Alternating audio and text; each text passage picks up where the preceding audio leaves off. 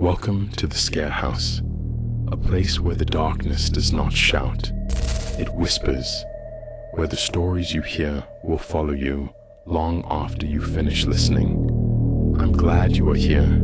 Sit down, take a breath, and let your heartbeat settle. Because from this moment on, you are no longer just a viewer. You are part of the quiet circle of those who dare to listen.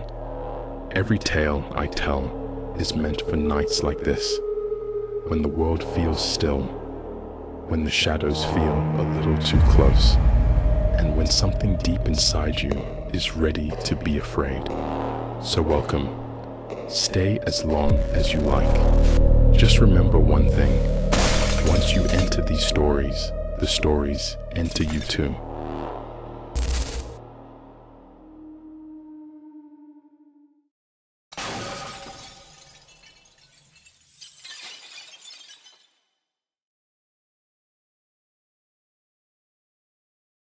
The storm hit without warning, barreling over the cliffs like a living thing.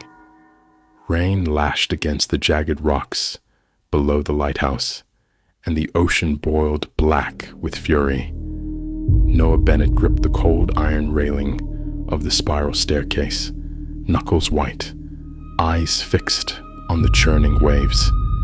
He had tended this lighthouse for nearly a decade, alone, keeping the beam cutting across treacherous waters to guide ships safely. Claire Summers arrived that afternoon, suitcase in hand, her cheeks flushed from the wind. Noah felt a momentary warmth at seeing her, a reminder of life beyond the endless sea. "Claire, you made it. The storm isn't supposed to." "I love it," she interrupted, laughing nervously. "Terrifying, yes, but beautiful and quiet, except for the ocean screaming."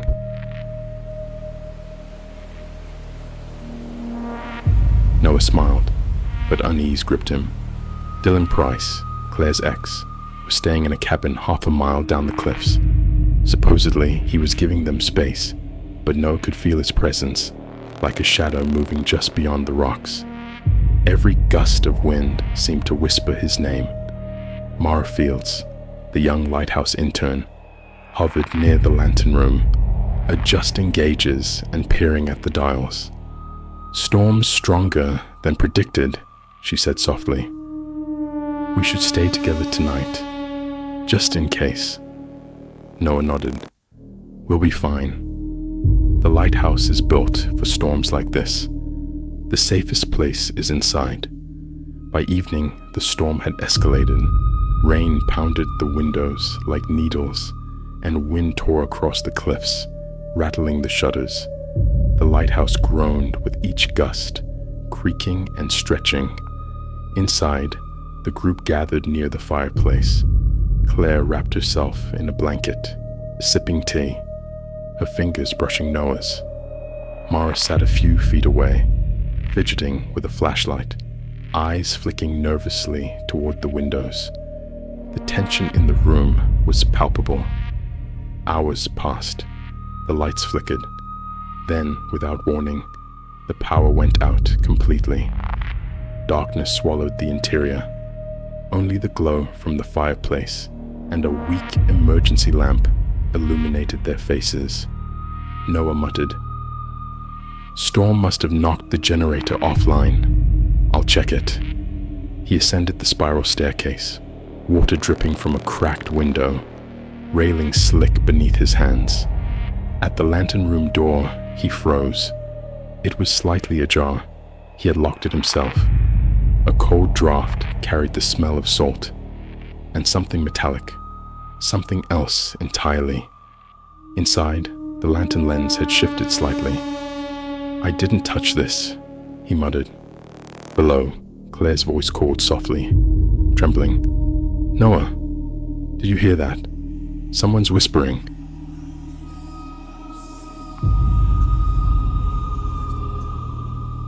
Noah froze. At first, it sounded like nothing but wind. Then, low and soft, almost intelligible words emerged. "I love you. I'm here." Claire's face flushed with fear. "That's not my voice." "Who's there?" Mara's voice joined from the stairs. "I saw shadows outside the windows.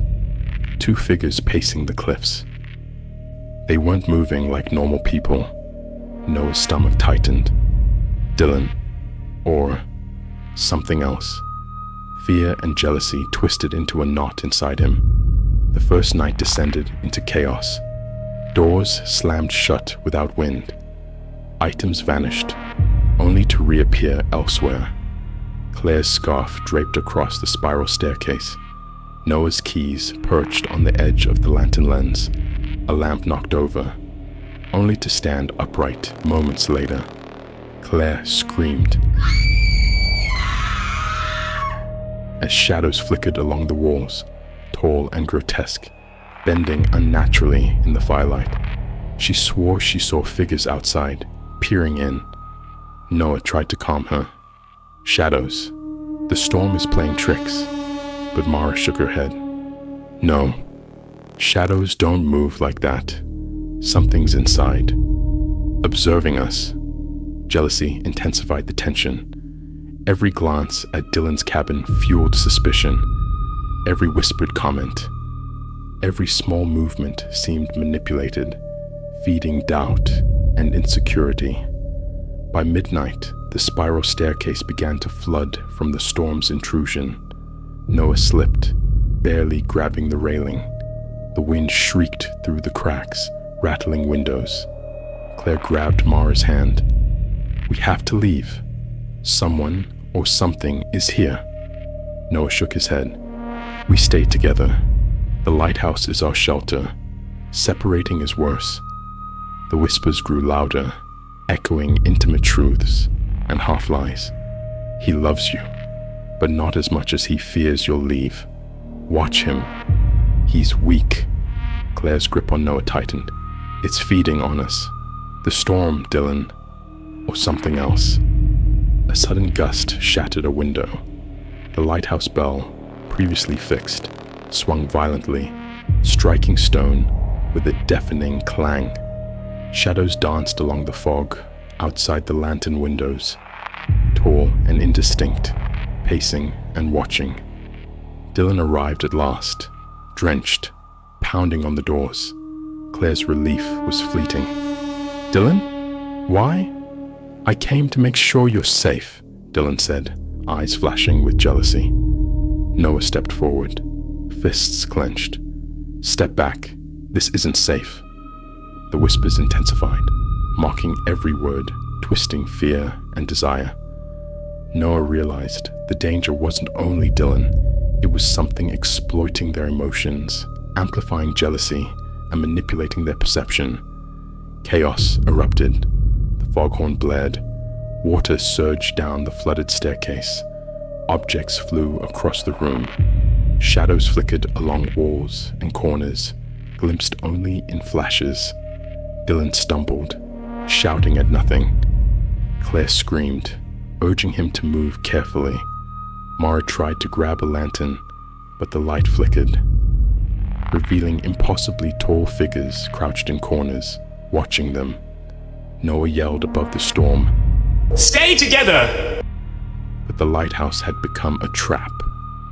Every attempt to leave failed. Locks engaged on their own. The storm raged, a malevolent force, bending reality and fear. Dylan made a fatal mistake. Ignoring Noah's warning, he pushed toward the cliffside door. A railing gave way. Splash. Silence. Noah, Claire, and Mara froze. The storm's chaos had claimed him, but the whispers continued. Shadows lingered. Something unseen had orchestrated the night's terror. By dawn, the storm had softened. Rain still fell lightly, pattering against the windows, and a weak wind rattled the shutters. The lighthouse groaned in the aftermath, like an exhausted creature. Noah, Claire, and Mara were battered, bruised, and exhausted. Dylan was gone, claimed by the storm and the treacherous cliffs. The building was eerily silent, the only sound their ragged breathing. Claire clung to Noah, whispering, Did he? Noah shook his head. I don't know. Part of me thinks the storm, the lighthouse, something else. Maybe it took him. Mara moved to inspect the spiral staircase. Items were still out of place. Scorch marks lined the railings. Overturned lanterns leaned at impossible angles, and the floorboards bore scuffs that didn't match any of their movements. Reflections in the lantern glass revealed figures lingering just beyond the edge of vision. Shadows that weren't truly there, yet impossible to ignore. Even without Dylan, the sense of being observed remained. Noah realized the horrifying truth. Something unseen had orchestrated the night's terror, exploiting fear, jealousy, and the storm itself. They moved cautiously through the lighthouse. The storm had left small leaks in the roof. Water pooled on the spiral staircase, reflecting distorted shadows that danced along the walls. Every sound, the creak of a board, the faint drip of water, echoed unnaturally, amplifying the tension. The lighthouse was alive in a way that defied explanation, remembering every fear, every scream, every whisper. Claire stopped near the spiral staircase, staring at a reflection in the glass door. I think I saw Dylan here, she whispered, voice trembling. Noah went to her side. That's impossible. He's gone. That was... His words faltered. The reflection didn't vanish. It mirrored something unfamiliar. Himself, Claire, and Mara. Distorted, elongated, grotesque. Their faces stretched in ways impossible, twisted by fear. Mara stepped back, shivering. It's watching us. I think it feeds on fear, jealousy, love. It learns from us, knows what we care about, what we can't control. Noah's stomach churned. He had never believed in anything supernatural, but what they experienced defied reason. Every shadow, every whisper, every creak of the lighthouse now seemed intentional, as if the building itself were alive and malevolent. They descended the spiral staircase slowly, each step deliberate. The lingering smell of salt and metallic tang made the air heavy and oppressive. The storm's after effects had left debris scattered across the floors, but no evidence of Dylan's body was visible. Only the sound of water dripping and their own anxious breaths filled the lighthouse. Claire stopped again, glancing toward the windows. Do you think it's gone? Noah shook his head. No, it never leaves. It remembers. It watches. Mara whispered, almost to herself. We survived the storm, but some part of it will always be with us. I can feel it. The survivors moved cautiously through the lighthouse, their senses alert to every creak, every flicker of light. Objects continued to shift subtly when they weren't looking. The fire sputtered, and the faint outlines of shadows stretched along the walls, impossible shapes that flickered and vanished. Noah glanced at Claire, whose hands were trembling. It's not just the storm, or Dylan. It's feeding on us. Every fear, every doubt, every secret. It knows us better than we know ourselves. Claire buried her face in his shoulder. I'm sorry. I shouldn't have doubted you. No, Noah said quietly. It wasn't just us. It's something else. Something patient. Something that waits until we're weakest. By mid-morning, the lighthouse seemed almost calm, but the air remained thick with tension. The sound of waves crashing against the cliffs was softer now, but inside the building, the echoes of the previous night lingered. Shadows still appeared at the edges of vision, and faint whispers echoed from cracks and corners. Mara pointed toward the lantern room. Even if we survive today, this place won't ever forget us. We've left marks here, and it's left marks on us. Fear, suspicion, it feeds on them, and it never forgets. Noah nodded grimly. We came here for a quiet weekend, but the lighthouse, it taught us something. That fear can be alive, that jealousy can be a weapon, and that some things can't be outrun. Claire shivered.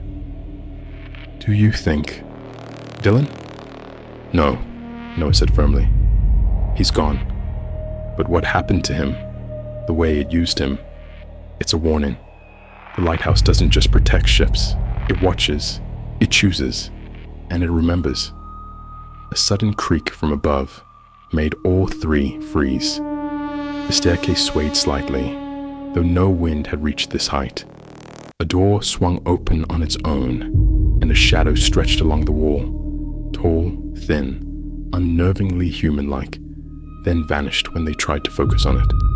Claire gasped. It's still here, watching.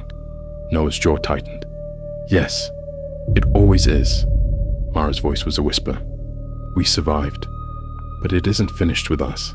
It's patient, always waiting for the next fear, the next crack in our hearts. Outside, the fog rolled across the cliffs. The wind carried the faintest whisper, almost like a voice. Love, jealousy, fear. Next time, it watches closer. The three of them exchanged tense glances. They were alive, but forever marked. The lighthouse had consumed part of them that night, exploiting emotions, twisting perception, and leaving only lingering dread. Noah finally spoke, voice low and somber. We're alive, but it's still here. And the next storm, it will remember us. Claire clung to him, shivering. Mara stared at the shadows, never blinking. The lighthouse stood silent against the cliffs, as if nothing had happened. But inside, it remembered every scream, every whispered doubt, and every heartbeat. And somewhere deep in the walls, in the shadows and the echoes, the presence waited. Patient, hungry, immortal.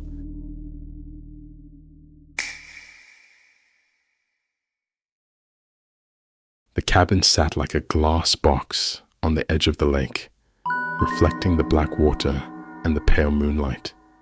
Joel Carter leaned against the railing of the small balcony, breathing the crisp November air. The rest of the group were inside, unpacking, laughing softly over the clatter of bags and suitcases. Sienna Carter emerged from the sliding doors, hands tucked into her jacket pockets. She said, "You're quiet tonight." Joel forced a smile and replied, "Just thinking." "About what?" Nate Palmer called from the kitchen, where he was arranging snacks on the counter. "Nothing important." Joel kept his gaze on the water. The lake was unnervingly still, the surface a mirror to the sky. It made him feel small, exposed. Holly Palmer appeared behind Sienna, adjusting a blanket. "You know, it's weird. Even though the cabin's glass, I don't feel watched, but it feels watched, if that makes sense." Joel laughed, but it was hollow.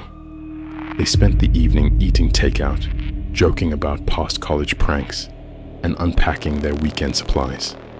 The cabin's floorboards creaked faintly with every step. Small things, a loose board here, a wind gust against the large windows there, made Joel's skin prickle. He shook it off. It was just an old cabin, well used, with nothing sinister. At some point, everyone went to bed. Joel couldn't sleep.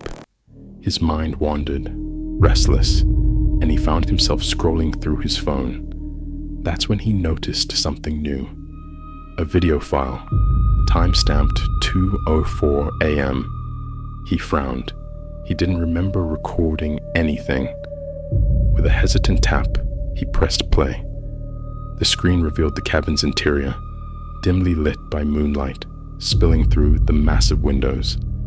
And then, there he was, Joel himself, walking quietly, moving from the bedroom to the hallway, down the stairs.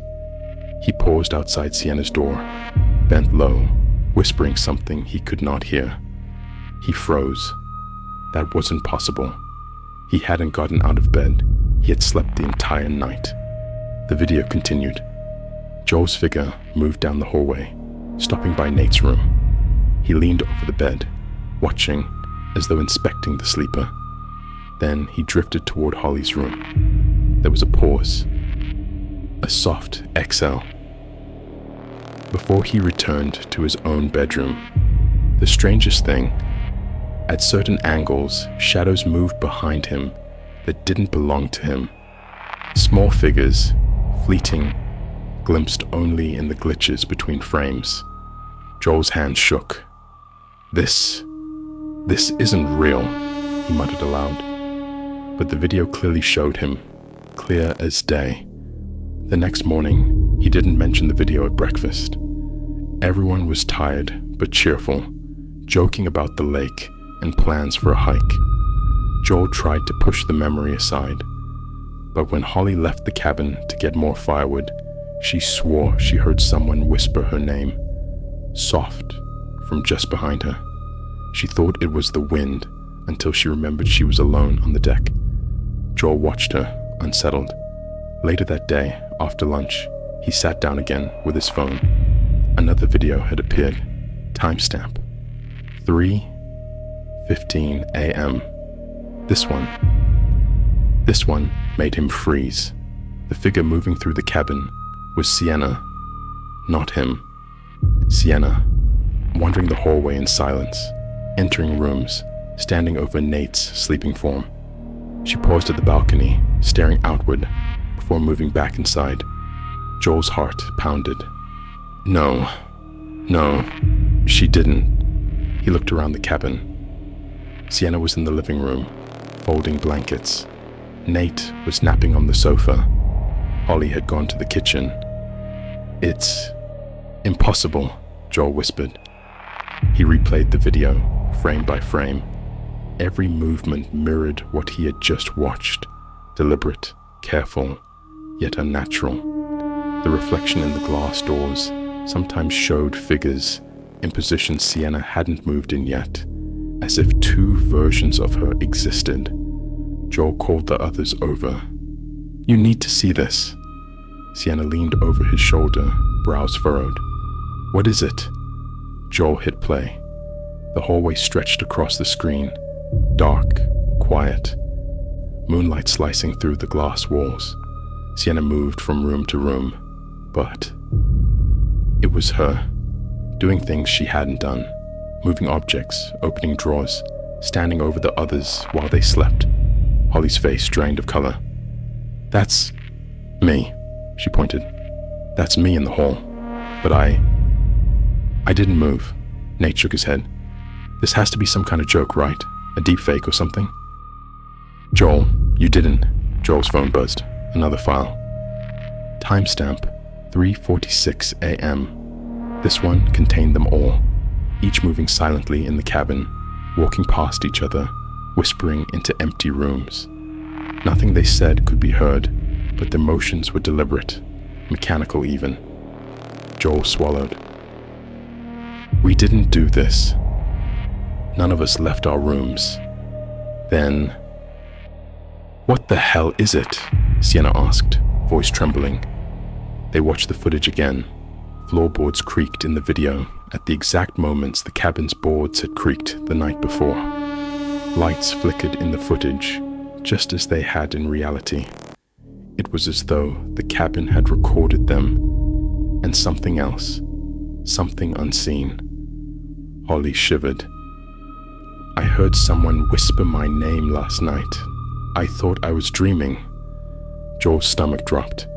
It's not a dream. Nate ran his hands through his hair. Wait, let me see this. Pause it there. He froze the frame. Shadows flickered behind the figures. They weren't just glitched light. Shapes, indistinct, crouched. watching from corners and behind walls. Sienna leaned close, voice almost a whisper. Someone's in the cabin with us. Joel's phone buzzed again. He looked down. Another new video. This one uploaded automatically without prompting. Timestamp, 4:12 a.m. They all stared. "It's all of us," Joel said, voice hollow. The video showed the four of them sleeping in their respective beds and sofas, and someone else, a figure, just inches away from them, filming. Its presence was clear in the reflection of the glass. Its breathing could be heard in the faint static of the audio, but the camera itself never caught the figure directly. It's never shown directly, Holly whispered, but it's there, watching. The room fell silent. The four of them looked at each other. Their skin prickled. Goosebumps rose along their arms. No one dared move. Joel's voice was barely audible. "We are not alone, and I think it's been here the whole night." Sienna clutched the edge of the coffee table. "But how? We were all asleep. None of us left our rooms." Nate's hands trembled. "Then, what's moving us? Who or what is filming?" They didn't answer. Outside, the lake was silent. The glass walls reflected the moon, and inside, the floorboards creaked again, slow, measured, coming closer. Joel's phone buzzed one last time. A new notification, new saved clip, live feed enabled. And that was when the four of them realized, whoever or whatever was in the cabin, it was still here. And it was waiting. The four of them huddled together in the living room, staring at Joel's phone. Every instinct screamed at them to leave the cabin immediately, but the only door led to a dark hallway, and outside, the moonlight revealed nothing but black water and trees. Joel's hands were shaking so violently the phone rattled in his grip. We have to check, see if there's anyone here." Sienna's eyes widened. "Check? Joel, we just watched. Whatever it is, it's inside with us. And it's smart, watching, moving." Holly pressed a hand over her mouth. "I heard it last night. The whispers. My name. It wasn't me imagining it." Nate ran to the stairs. "We have to see the bedrooms. If someone's in there, we need to confront them." Joel shook his head. "We have no idea what we're dealing with. Could be human or..." He stopped. He didn't want to say the word, but the floorboards creaked. Slowly, softly, coming closer from the hallway. Joel's stomach dropped. "It's here." Sienna grabbed a flashlight and flicked it on. The beam trembled. Shadows danced along the walls. The hallway looked normal, pristine, empty. Yet the creaking continued. They moved as one, holding flashlights, hearts hammering. The first bedroom, Joel's, empty. Bed untouched, sheets slightly rumpled. The next, Sienna's, also empty. She froze. "I didn't move. None of us moved. How is this?" Nate reached the room. Holly slept in. Nothing. She stepped inside, slowly, inspecting the bed. "It's cold, but it smells like someone just left," Joel whispered. "There are no footprints. No sign anyone walked here." The glass walls reflected them oddly. Every reflection seemed slightly delayed, slightly off. Joel stopped in his tracks. He looked in the glass. Sienna's reflection blinked, but she didn't. Holly's shadow shifted behind her, but Holly hadn't moved. "Stop," Sienna whispered. "It's messing with us." The cabin groaned again, louder this time. A soft thump from above, then another. Floorboards on the second story creaking in a rhythm, pacing. Nate pointed toward the staircase. "It's up there. Someone walking." Joel's flashlight flickered. He forced himself to the stairs. Every step moaned. The shadows along the walls stretched longer than they should have. Halfway up, the beam caught something. A figure crouched in the corner of the upstairs hallway. Nothing human about the way it moved. Fluid, unnatural. Joel froze. That is not a person. It dissolved into darkness before he could see clearly. Holly gasped. It's watching us. It's been watching us. In the guest room, Nate and Sienna tried to barricade the door with chairs. The flashlight shook in Joel's hand. Every reflection, every flicker in the glass made him doubt his own eyes. Suddenly, a whisper came. Close. So close, it brushed his ear. Joel. He spun. No one there. Who's there? Nate shouted, but only silence replied. Sienna clutched Joel's arm. It knows our names, knows where we are. It's inside the cabin, and it's us. Joel froze. He remembered the videos, the figures moving silently while they slept, the reflections in the glass, the glitches that revealed something behind the moving forms. The creature, whatever it was, could copy them, could replace them. The lights flickered. Then, for a split second, the living room was visible through the kitchen doorway. They saw their own figures, sleeping, completely unaware, lying on beds and couches. But that wasn't the reality. They were standing there, watching. Joel's breath caught. It's filming us. Another floorboard creak. The figure from before appeared briefly in the reflection of the glass wall. A shadow crouched just behind them. But when they turned, the hallway was empty. Holly whispered, trembling. It's breathing. Right behind me. Joel swung the flashlight wildly. Nothing. The silence returned. Then the same soft creak of footsteps. Always pacing, never approaching, always retreating, taunting. Joel pulled out his phone. Another video, the final one. Timestamp 4:47 a.m. The screen revealed the four of them sleeping, exactly where they had lain the night before. And someone else, just inches away, breathing audible, camera lens inches from their faces. But the figure never appeared on camera, only its shadow, sometimes its gloved hand, barely in frame. Joel's stomach turned to ice. Who is filming? Sienna whispered, tears running down her cheeks. Joel's hand shook as he scrolled through frames. The shadow moved, closer, watching, waiting, always unseen, always there. Holly whispered, voice barely audible. It's been here. The whole time. Nate finally spoke, voice raw. Then, how? How are we alive? The cabin groaned.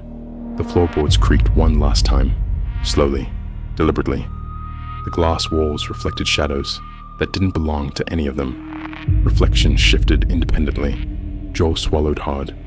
He realized something. It didn't just film them. It knew them. It had been learning, watching, copying, mimicking. Hours later, the first morning light crept across the lake. The floorboards were still quiet. The cabin appeared normal, pristine even. No sign of anyone else. Joel, Sienna, Nate, and Holly sat in the living room. Every glance at the glass walls made them flinch. No one spoke. Joel picked up his phone. Another notification. New saved clip. Live feed enabled. He dared not open it, because he already knew what he would see. The camera would be inches from their faces, watching, recording, waiting. And in the reflection, always, something just beyond comprehension, breathing softly, always there. The group left the cabin eventually, but none of them slept for weeks. Every time Joel turned on his phone, the old video clips reappeared, a frozen loop of them asleep, the unseen figure inches away.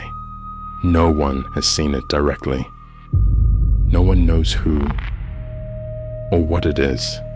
And sometimes late at night, when the floor creaks just right, or the phone buzzes with a mysterious notification, they swear they hear breathing. Soft, cold, patient, waiting to be filmed again.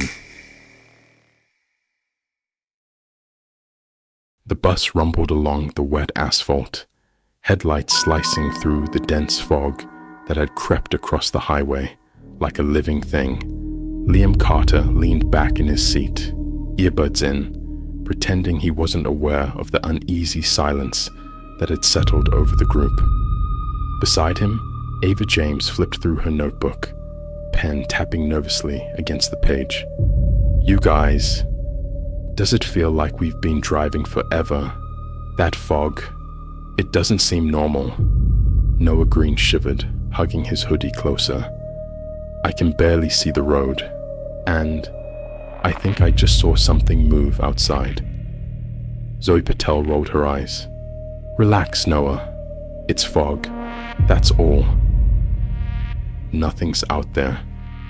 But Liam couldn't shake the feeling of eyes watching from the white haze, something lurking just beyond the reach of the headlights. He tugged at the window latch, pressing his hand against the cold glass. Outside, the trees bent under the wind, shadows twisting and stretching, creating shapes that didn't belong. The bus driver, Mr. Langston, had been unusually quiet that night, his eyes fixed on the road, knuckles white on the steering wheel, and every now and then he muttered numbers under his breath, as if following some unseen pattern. The teens exchanged nervous glances, but said nothing. The storm outside grew heavier, rain pelting the windows like bullets. Thunder rumbled through the air, shaking the bus slightly, and the fog thickened until the world beyond the glass seemed gone. The road ahead shimmered, appearing and disappearing under the headlights like liquid black. It was then that the first death occurred. Noah had drifted off in the seat near the back. At first, no one noticed. The low rumble of the engine and the constant slap of rain against the glass drowned out subtle sounds. When Ava reached to shake him awake an hour later, he was gone. The seat was empty. His hoodie lay neatly folded where he'd been, but there were no footprints, no sign he had stepped outside. Panic rippled through the bus. Zoe slammed her hand against the locked emergency door. "No, this isn't funny. Where is he?" Liam leaned over the aisle, eyes scanning the fog outside. "We can't leave. The doors won't open. It's like..." His words were swallowed by the roar of thunder. Other teens began whispering to each other, confusion and terror climbing quickly. Some claimed to see movements outside, pale figures flitting between the fog and the roadside trees, vanishing when the headlights caught them. Ava felt a cold prickle along her spine. The fog, it's moving, like it's alive. Mirrors along the bus reflected more than the passengers. Liam noticed it first. Faint shapes sitting where no one had been. Reflections of teens that weren't actually there, leaning in doorways, crouched between seats. When he turned to look directly, nothing was there. Zoe's phone vibrated. A notification, a photo taken in the bus, of the back row. She hadn't touched her phone. And in the image, Noah sat in his seat, eyes wide open, staring directly at her. But when she looked back at the seat, it was empty. A low whisper drifted through the bus speakers, soft and unmistakable. "I know your secrets." The teens froze. Liam's eyes widened. "It's talking. Someone or something is inside this bus."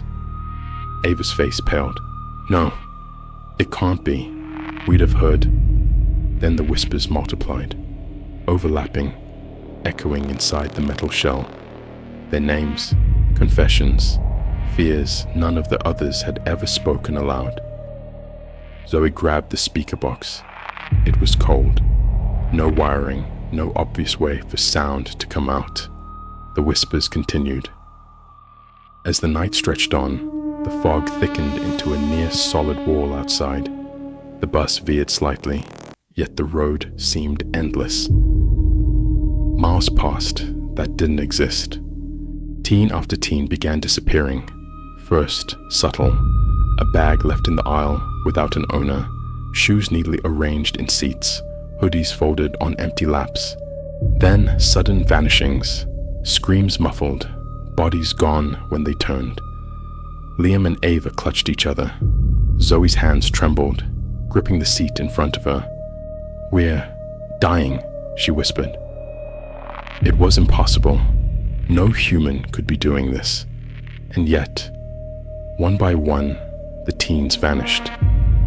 The mirrors reflected the remaining passengers differently each time they looked. Shadows stretched, heads turned where no one's head was. Eyes glinting in the dim light.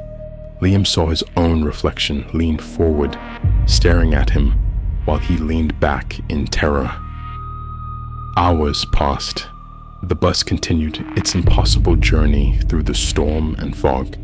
Liam, Ava, and Zoe were the only ones left. The rest were gone, vanished, or perhaps something else entirely. They tried the doors again, locked. Windows wouldn't open.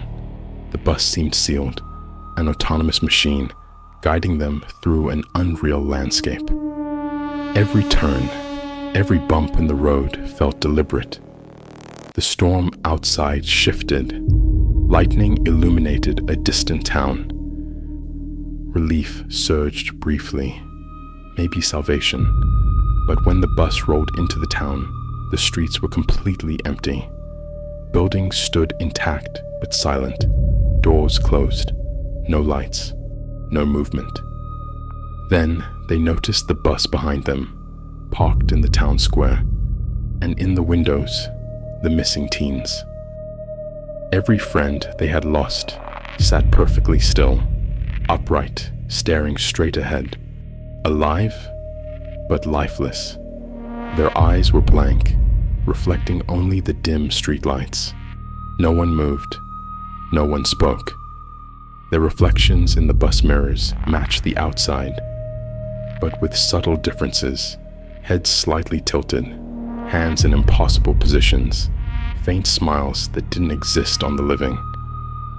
Ava's hand shook as she whispered, "They're trapped." Liam's stomach churned. It's like the bus isn't letting them go. They're part of it now. Zoe's voice cracked. "We're next. We're going to..." A sudden gust of wind rattled the bus. The fog rolled in from the street like liquid smoke. The mirrors inside flickered. For a moment, the three remaining teens saw themselves in the back row, seated, staring ahead with vacant expressions. Then, the bus behind them began to move, slowly. It followed their bus down the empty streets of the abandoned town. They tried to start the engine. Ignition. Nothing. The bus wouldn't respond. The whispers returned, louder now, coming through the speakers, the metal walls, the very air inside the cabin. Route 666, next stop, forever. The town, the road, the fog, everything was wrong. Every mile stretched impossibly. Every turn was a trap. Every shadow promised the next disappearance. Liam looked over at Ava and Zoe. Their faces were pale, eyes wide, hearts pounding. They understood instantly. The route would never end. There was no dawn, no rescue, no escape. And behind them, in the windows of the parked bus, the faces of their friends watched silently, waiting. The bus's headlights pierced the fog, illuminating only more fog. Mirrors reflected not reality, but what awaited them, trapped inside the same nightmare as their friends. Somewhere inside the bus, unseen, a presence watched, patient, recording, waiting. The teens pressed together in terror, knowing the next mile might be their last. Route 666 had begun, and it never ends. The storm hit without warning, rattling the windows of the townhouse as if trying to pry its way inside. Sarah Coleman adjusted her coat and knocked lightly at the front door. She had babysat before, but this was her first night with Max Turner, a 9-year-old who had already gained a reputation for mischief. The door swung open. Max grinned, his hair damp from the rain. "You made it. Good. Let's see if you can survive my traps." Sarah raised an eyebrow. "Traps?" He led her inside. Toys were strewn across the hallway, a plastic sword propped against the doorframe like a tripwire. "Don't touch that," Max said seriously. "It's dangerous." She sighed, dropping her bag. "Okay, Max. Just remember, I'm here to watch you, not get caught in your traps." The storm's wind howled through the gaps in the half-finished construction around the block, making the townhouse feel more isolated than it really was. Sarah flicked on the lights, but a few flickered uncertainly, casting long, restless shadows along the walls.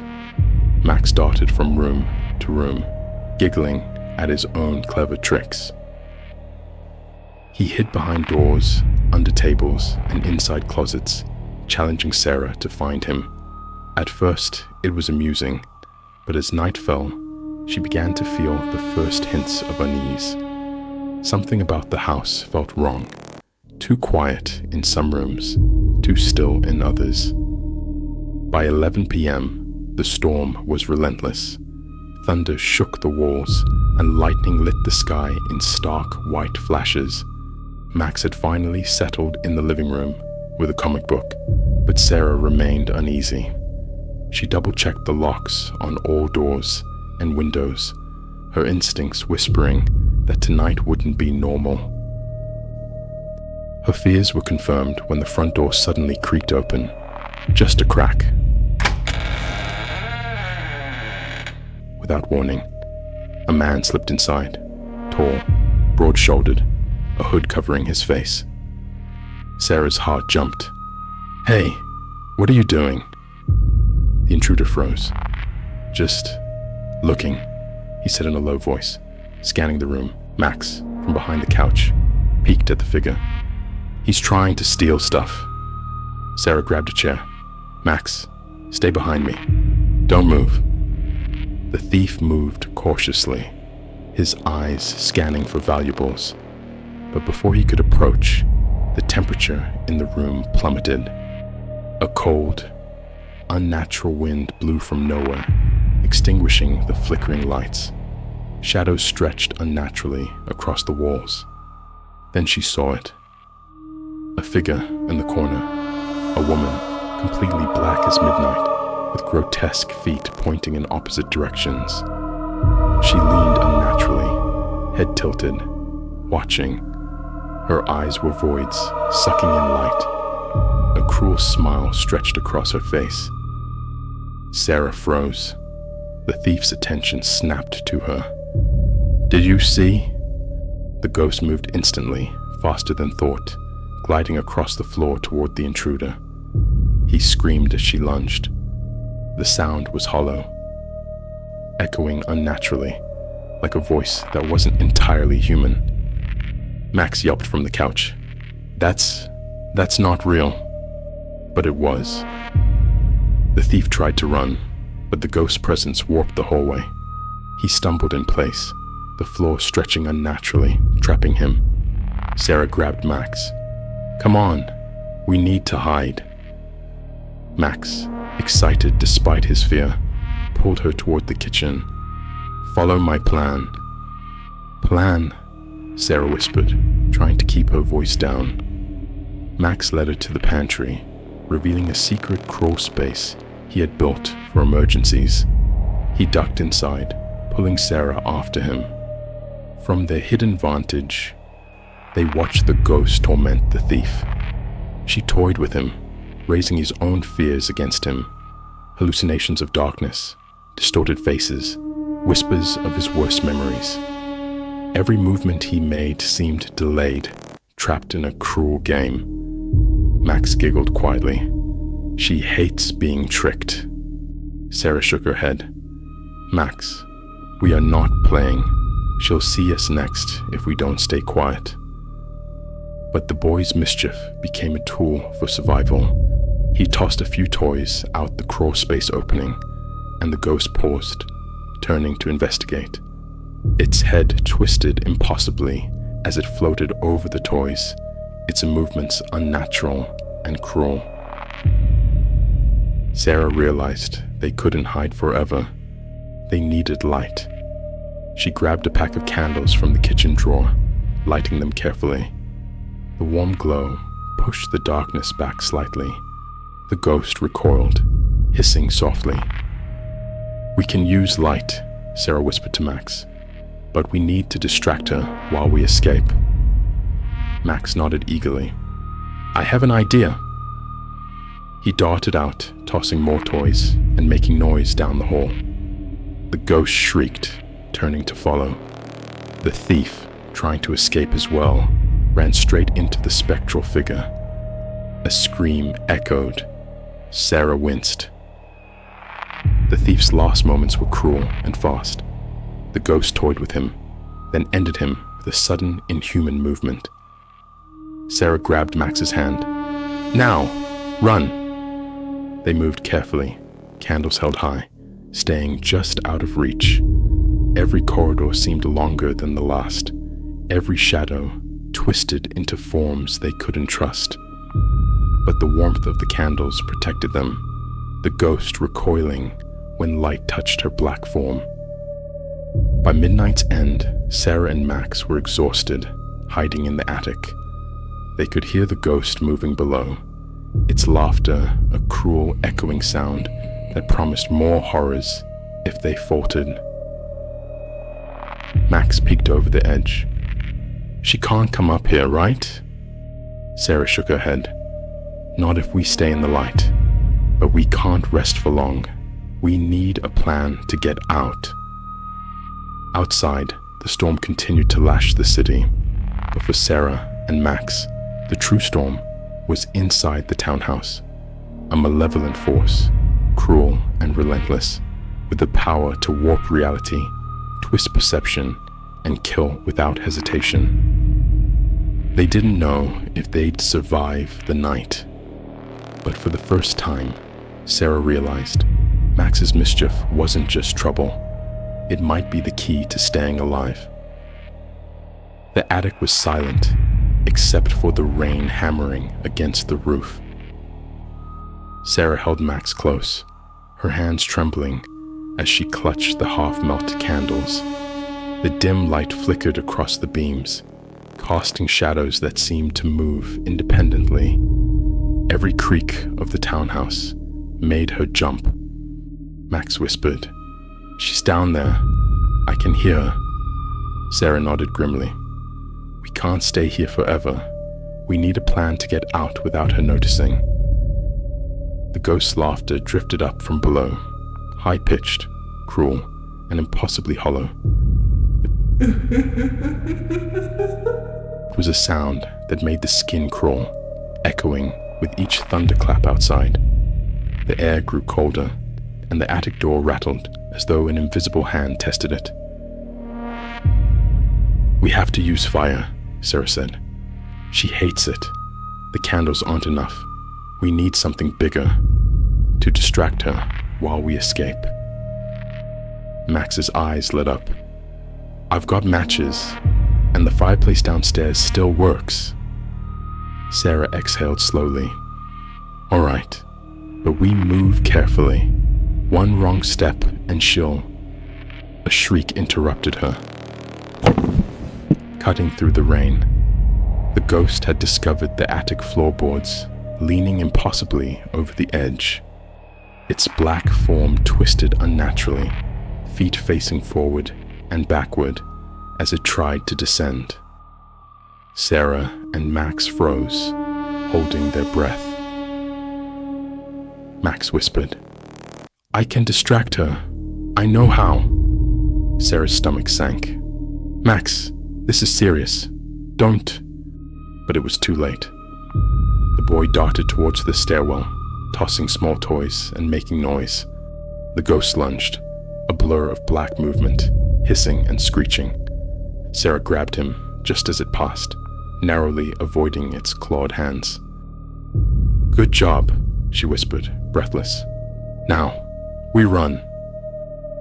They descended the narrow staircase, candles clutched high, Max tossing decoys along the way. The ghost followed, its grotesque limbs bending unnaturally to navigate corners and floors. Every movement it made was terrifying, yet deliberate, intelligent, cruel. The townhouse seemed to warp around them. Hallways stretched and twisted. Doors that had led to closets now opened into kitchens. Sarah realized the ghost could manipulate the environment itself, turning the familiar into a maze designed to trap and torment. Max's mischief became their lifeline. He had memorized secret nooks and crawl spaces. He led Sarah through hidden passages, avoiding corners where the ghost paused, hissing at the light. The thief's body lay in the hallway they passed, crumpled unnaturally, as if the ghost had toyed with him for hours before ending him. Sarah averted her gaze, swallowing bile. There was no question of mercy here. Finally, they reached the living room. The fireplace was intact, logs dry and ready. Sarah set them ablaze, the flames roaring to life. The warmth pushed back the darkness, forcing the ghost to retreat slightly. It shrieked, a sound that seemed to pierce the very walls. Sarah grabbed Max's hand. "We can't stop. We have to get outside." Max nodded, a mix of fear and excitement in his eyes. "I'll help. Follow me." They darted towards the front door, the ghost's form shimmering in the candlelight behind them. Its black figure twisted unnaturally, feet pointing both ways, leaning over, sometimes hovering, its laughter echoing cruelly. The final hallway stretched impossibly long, but Max had prepared a decoy trap, a large toy chest lined with mirrors. The ghost lunged at the reflection, screeching, disoriented. Sarah and Max slipped past and reached the front door. Sarah turned the handle, bracing herself. The storm outside was still raging, rain lashing their faces as they stepped onto the porch. The ghost appeared in the doorway, its face twisted in a malevolent grin. But as sunlight began to pierce the storm clouds, its black form shrieked and recoiled. The firelight, combined with dawn, forced it back. Its hissing faded as Sarah slammed the door behind them, locking it securely. Max shivered, holding Sarah's hand tightly. "We did it?" "For now," she said, scanning the street. The townhouse looked deceptively normal in daylight. Windows intact, no sign of the horrors inside. But she knew what they had faced. That dark female presence would never forget them. As they turned to leave, Max paused. "Wait, look." Sarah followed his gaze. In the top window of the townhouse, a dark silhouette lingered, an impossibly black figure. Still standing, feet pointing forward and backward. It didn't move like a human, yet its hollow eyes seemed fixed on them. Sarah's stomach sank. "It's not over." Max swallowed hard. "Will it come after us?" Sarah hesitated. "I don't know, but we survived the night. That's all we can do right now." The storm had passed, but the townhouse held a new, lingering darkness. Sarah knew that somewhere inside, or watching from the shadows, the cruel female ghost waited, patient, intelligent, and merciless. Even as they walked away, she could feel its gaze following them, its laughter, faint but unyielding, whispered in the wind. I will not let you go so easily.